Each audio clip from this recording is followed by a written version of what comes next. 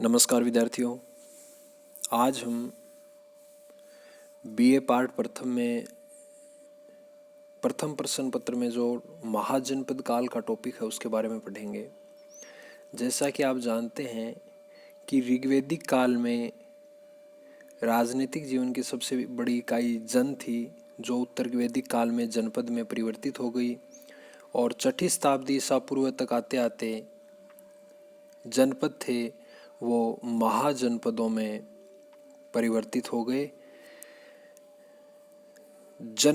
जनपद और महाजनपद ये मुख्यतः है, इनका जो विभाजन है वो इनके क्षेत्रफल और जनसंख्या के आधार पर किया गया है। जन थे, उनका क्षेत्रफल और जनसंख्या छोटी थी। जन आपस में युद्ध करके जब कई जनों ने दूसरे जनों को जीत लिया तो जनपद आए। जनपदों का क्षेत्रफल और जनसंख्या जनों से अधिक थी। फिर कई जनपद थे, उनका अस्तित्व समाप्त हो गया और बचे हुए जनपदों ने महाजनपदों का रूप धारण कर लिया। ये बात है वो 6ठी शताब्दी ईसा पूर्व की है, जिसको हम बुद्ध काल भी कह सकते हैं। और भारत में जो ऐतिहासिक युग की शुरुआत है वो भी 6ठी शताब्दी ईसा पूर्व से ही मानी जाती है। इस समय जो मर्द भांड परंपरा शुरू हुई उसको पुरातत्वविदों ने नाम दिया है NBPW, north black polished where. North यानी उत्तरी काले पॉलिशदार मर्द भांड। इस काल को हम 6ठी शताब्दी ईसा पूर्व से जो समय स्टार्ट होता है उसको हम ऐतिहासिक युग की शुरुआत मानते हैं। इसके साथ साथ हम उसको बुद्ध काल भी कह सकते हैं, लौह युग भी कह सकते हैं। इस समय जो भारत था, उत्तरी भारत, वो 16 महाजनपदों में बंटा हुआ था। इन 16 महाजनपदों की जो जानकारी है वो हमें एक बौद्ध ग्रंथ और एक जैन ग्रंथ से प्राप्त होती है। मुख्य रूप से जो सबसे ज़्यादा प्रामाणिक है वो बौद्ध ग्रंथ अंगुत्तर निकाय की सूची है। बौद्ध ग्रंथ अंगुत्तर निकाय में 16 महाजनपदों का उल्लेख हुआ है। इसके साथ साथ जैन ग्रंथ भगवती सूत्र में भी 16 महाजनपदों की सूची दी गई है। इतिहासकार हेमचंद्र राय चौधरी ने अपनी पुस्तक political history of ancient India में अंगुत्तर निकाय में उल्लेखित बौद्ध ग्रंथों की सूची को प्रामाणिक माना है। तो आइए हम शुरुआत करते हैं महाजनपदों की और उनकी कुछ विशेष बातों की। सबसे पहले बात आती है काशी महाजनपद। काशी है वो वर्तमान में वाराणसी और उसके समीपवर्ती क्षेत्र में ये महाजनपद विस्तृत था। इसकी राजधानी वाराणसी थी। वाराणसी है उसके उत्तर में वरुणा और दक्षिण में 80 नदियाँ बहती थी। वरुणा और 80 नदियों से घिरी होने के कारण नाम पड़ा वाराणसी। काशी महाजनपद में हमें ब्रह्मदत्त नामक शासक का उल्लेख प्राप्त होता है। इसके अलावा काशी महाजनपद के विषय में कोई विशेष बात याद रखने लायक नहीं है। दूसरा महाजनपद है कौशल महाजनपद। वर्तमान उत्तर प्रदेश है उसका अवध क्षेत्र का फैजाबाद मंडल है वो प्राचीन समय में कौशल महाजनपद के नाम से प्रसिद्ध था। इसकी राजधानी श्रावस्ती थी। अयोध्या नगरी इसी महाजनपद में स्थित थी, जिसका पुराना नाम हमें साकेत मिलता है। कौशल के राजा कंस ने काशी महाजनपद पर अधिकार किया। जातक ग्रंथों में इसे वाराणसी-घो, जो कौशल महाजनपद के शासक हैं कंस, उनको जातक ग्रंथों में वाराणसी-घो अर्थात बनारस पर अधिकार करने वाला कहा गया है। इनके बाद शासक हुए महाकौशल। इनके समय कौशल महाजनपद ने काशी पर पूर्ण अधिकार कर लिया और इस प्रकार हम कह सकते हैं कि काशी की स्वतंत्रता का अंत महाकौशल के द्वारा किया गया। इसके बाद राजा बनते हैं प्रसेनजीत।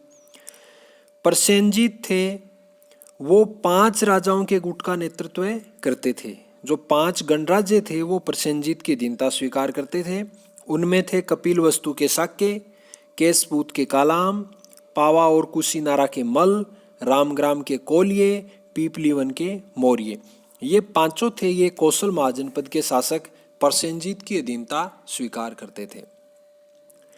इनके बाद शासक हुए विदुढंब या विरुधब। ये शाक्यों की दासी वास भक्तिया के पुत्र थे और इन्होंने कपिल वस्तु के शाक्यों का विनाश किया। इस कारण इनको कपिल वस्तु के शाक्यों का विनाशक कहा जाता है। बाद में शाक्यों का विनाश करने के बाद जब ये वापस लौट रहे थे तो ऐचिरावती नदी, जिसको राप्ती नदी भी कहते हैं, उसकी बाढ़ में ये सेना सहित मारे गए। तो ये कौशल महाजनपद की जानकारी थी। इसके बाद में आता है अंग। अंग महाजनपद है वो वर्तमान बिहार के भागलपुर और मुंगेर जिलों में फैला हुआ था। इसकी राजधानी चंपा थी, जिसका नाम हमें प्राचीन ग्रंथों में मालिनी भी मिलता है। अंग की स्वतंत्रता का अंत ब्रह्मदत्त को मारकर बिंबिसार ने किया था, मगध के शासक बिंबिसार ने। अगला जो महाजनपद है वो मगध महाजनपद है। इन सब महाजनपदों में मगध महाजनपद अंतिम रूप से विजयी हुआ और मगध का इतिहास ही है वो फिर भारत का इतिहास बन गया। तो मगध महाजनपद को हम अलग से पढ़ेंगे। इसके बाद में जो अगला महाजनपद है वो है वजी। वजी महाजनपद है वो बिहार राज्य में स्थित था। ये 8 गणराज्यों का संघ था। इसमें थे वजी, वैशाली के लिच्छवी। वैशाली के लिच्छवी इस वजी महासंघ के प्रधान थे। मिथिला के विदेह, कुंडग्राम के ज्ञात्रिक, उग्र, भोग, इक्ष्वाकु और कौरव्य, ये वज्जी महाजनपद है या वज्जी जो संघ था वो 8 राज्यों का संघ था।